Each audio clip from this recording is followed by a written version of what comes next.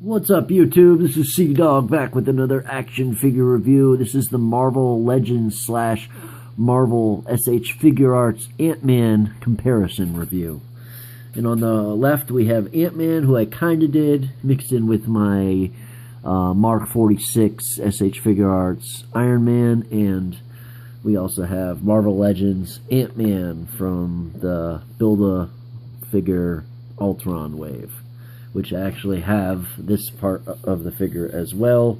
So anyone that has the arms and the legs that don't want them and they want to get rid of them, please contact me, because I do want to build this figure, but I do not want to buy. I already bought the figures at TJ Maxx and I just don't like the figures, and I had to return them for money reasons. But anyways, we'll take a quick look at the packaging really quickly. This is the SH Figure Arts packaging. Obviously, it's much more streamlined. I really like how they keep their figures in the same size as the box they're in, so you can store everything. Got a little bit of figure posing there. Got some poses on the back. And got Captain America from Team Captain America Ant-Man on the side. You got the Marvel Legends packaging, Build-A-Figure Collection, Ant-Man, Marvel Legends, Ant-Man's got the mini ant and his enemy in the movie. It's got the giant ant that he rides, or the ant that he rides. It's giant compared to him. And we got the figure here, the 6-inch figure. Looking at the back, all the figures in the wave, and I actually did own all these, bar a Giant Man, so I didn't have them all anyway. Here's a bio if you want to pause it now, and there's a picture of the figure in product image. And also has a picture of the Ultron and which characters are which parts. So without further ado, let's get to the review. Okay, so here's the figures, and as you can see, this isn't going to be a completely fair comparison looks-wise, because we have the Civil War rendition, and then we have the the Ant-Man rendition. Sorry, excuse me, mistake there. It's this is from the Ant-Man the movie, the singular movie, and this is obviously from the Civil War. So they're two different looks, but they're generally the same. I mean, the costumes basically the same type of colors. The masks are definitely heavily changed, and in my opinion, I actually prefer the look on this one. Although this one is cool too. So it's really a preference thing. But right off the bat, this figure is much more fluid and stands better. Like, see, this one is not standing so good because his ankles are really tight, and even though I try to loosen them up, they still are a little bit stiff to get at fluid motion. And same with the rest of him. He's stiff. But posability wise, they're pretty good. So that's just a rundown. So we'll take a quick look at the posability. Alright, so quickly going over Ant-Man. I believe I've done this already, but we'll go more into detail. He can pull his arms straight out like that. And on Captain America here, you can't just pull it out. You have to lift up this. So I like that fluid ability on Ant-Man quite a bit. But Captain America does have cool shoulder joints, so I don't fault him there. And here's a little cameo on Cap. I never showed him in the last one, not out of box. He's really cool. We'll get to him someday. Moving right along, he has a nice, fluid motion like this. This is on a hinge, so you can pull it up, but you don't really need to, like I said. But if you do, he goes up about that high. To go up any higher, you would have to flip up the arm like that. He is on a little bit of a rocker, but it doesn't pull out as much as Cap's. See, that pulls out that much, and Cap's pulls out a whole lot more. See that?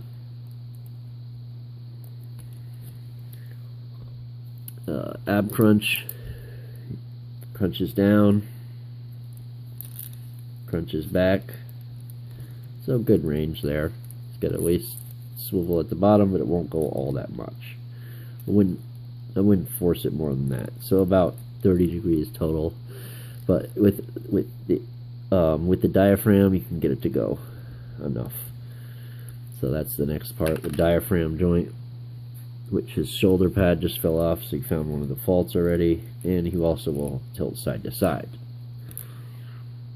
By the way, if the shoulder falls off, it's just a vinyl piece. It just pops back on. The head will look up considerable amount, so that's good, and it will look down, and it's on a hinge at the bottom, so it's on a dual ball peg, and a ball peg and a double ball peg right here. So there's a ball peg in here and a ball peg up there, and then there's also a ball peg down at the lower joint, so you can get just on the top alone, you can get good range, and then together with all of it you get good. So all the way using both joints, you can look that much down, and you can look about that much up. Nice tilt. He's got the pull down joints, but they don't work as well as you would think. So you can go out about that far. It goes a little bit to the right, but not really.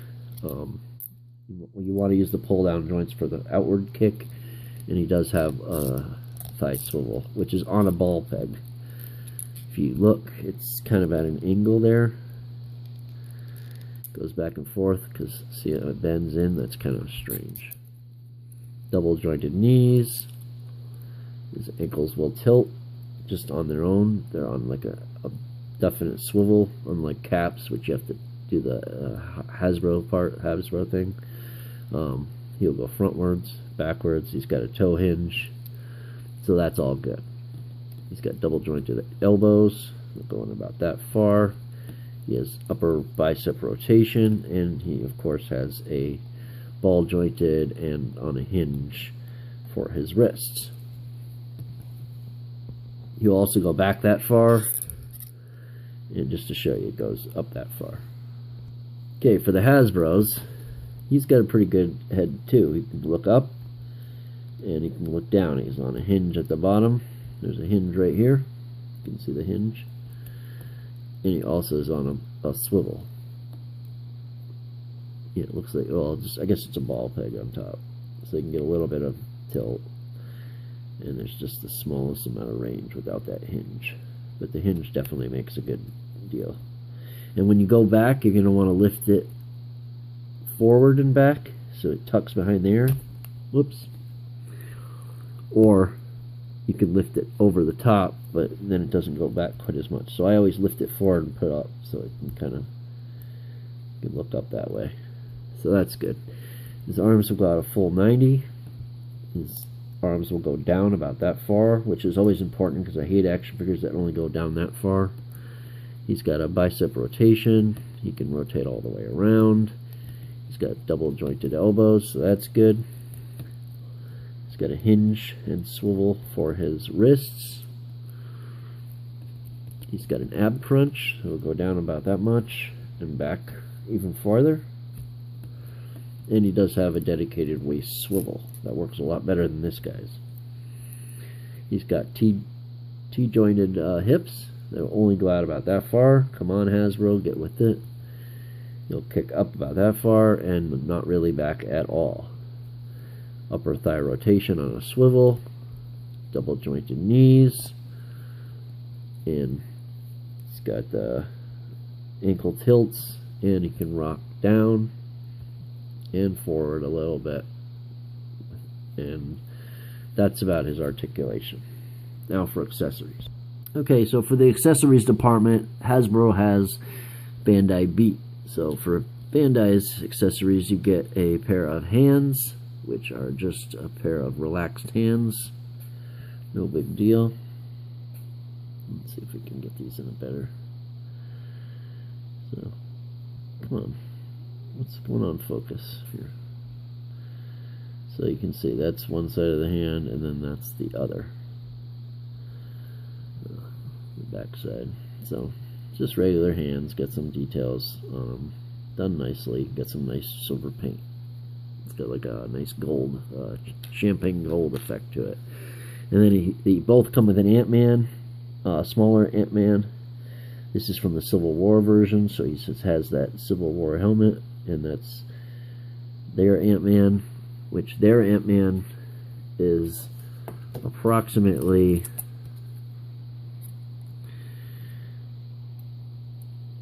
I would say about 5/8 of an inch.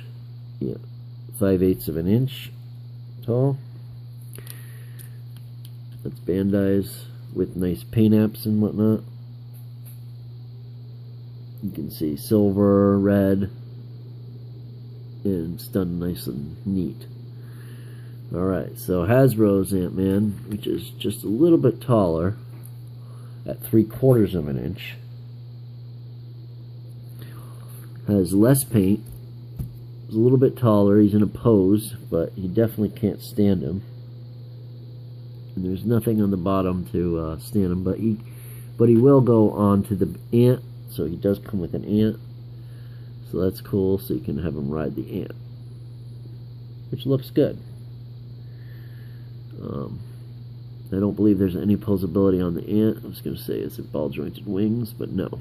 They're just still. And this is just black plastic ant with gold painted, kind of like a translucent type plastic, because it does kind of have a see-through hinge to it. But you can see the ant there. Come on, focus. What is going on? The dog was barking all day, so I had to wait till night to. And it's also got Yellow Jacket that comes with the Hasbro version, which has a couple of his tentacles or arms, I guess, mechanical arms. And he's painted up in some gold, silver, and kind of like a gunmetal color. Well, it might be just the plastic, but not bad. And this figure stands at around 3/4, a little over 3/4 of an inch. Just a hair over 3/4 of an inch. Now the actual figures, Hasbro standing at